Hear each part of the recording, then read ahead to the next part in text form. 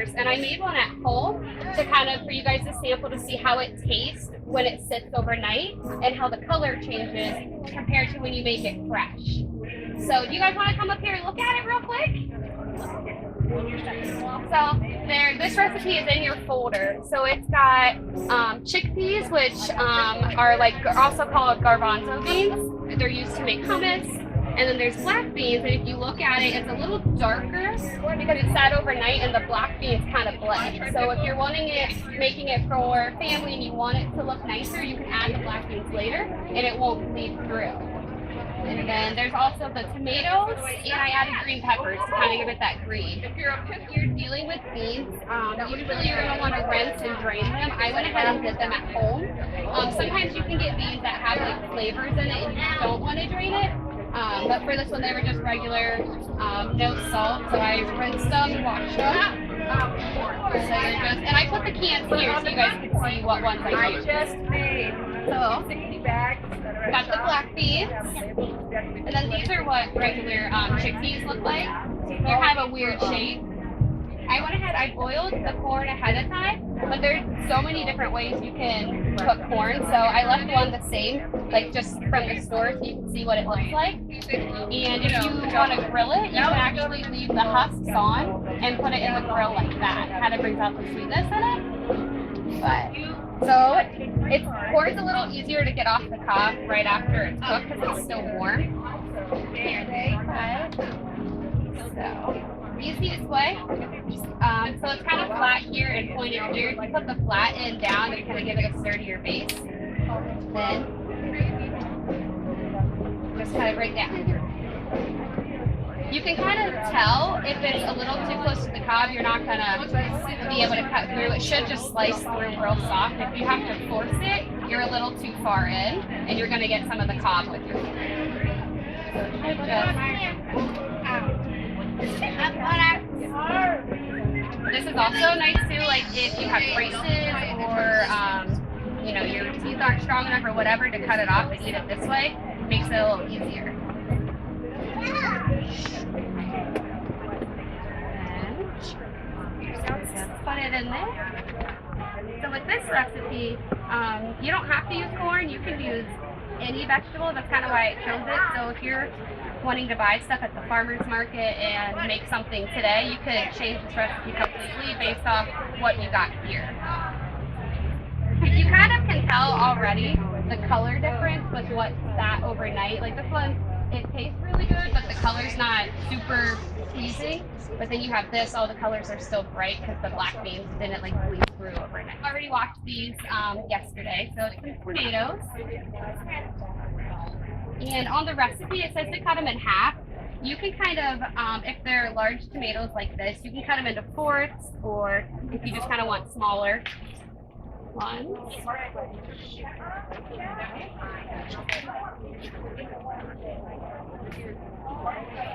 throw them in like that.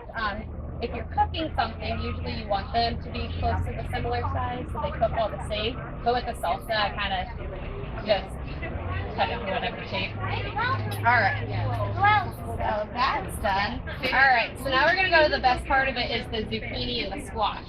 So I cut some zucchini ahead of time to show you how versatile you can make it. So these ones I made to like little planks.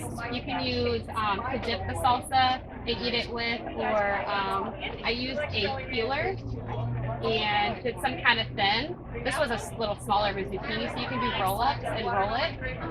There's some of those recipes in your handout. This, you can do little like zucchini pizzas with, or do almost like a chicken parm with the zucchini if you wanted. And then, you guys like pasta? Do you like spaghetti? Yeah? Okay, so I thought this would be kind of fun to show you guys. Have you ever seen a zucchini look like this? Come here. So you can, it's called a spiralizer. You can usually get them, you can get little handheld ones. They're as cheap as like $10 to, you can get like machine grade ones that are ridiculous.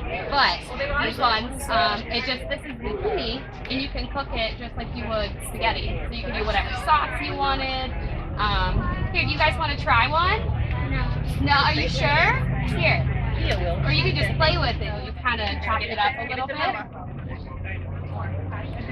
Does it look good? Are you going to try it? Yeah? I'm going to go ahead and chop these up and put it in the salad. What kind of vegetables do you guys like?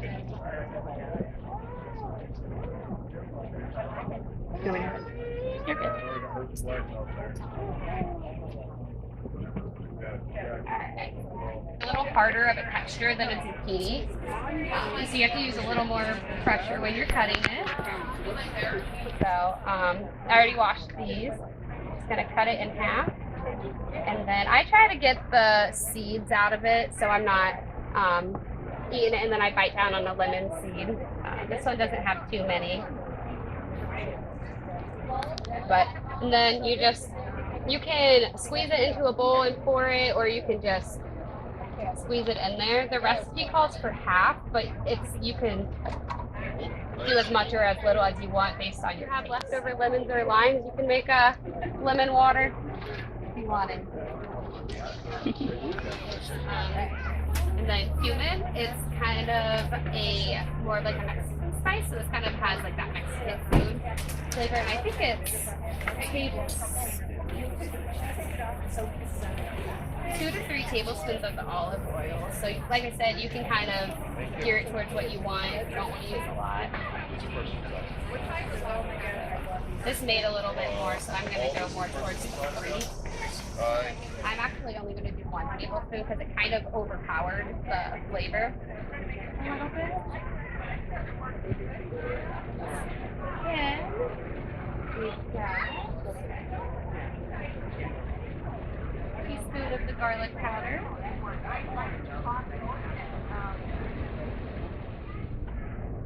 I'm going to do a little less of the cumin because it's a different spice that not everyone likes. So I'm just going to do 1 teaspoon of it. And then you can add salt and pepper if you want. I got the salt-free of those, so I am going to add a little bit of salt. But if you buy the salted ones, you don't necessarily have to add. And then also with rinsing the beans, it actually, if you buy a salted one, it rinses a lot of the salt off of the vegetables themselves to kind of cut back on that. Alright, so, where'd our taste testers go?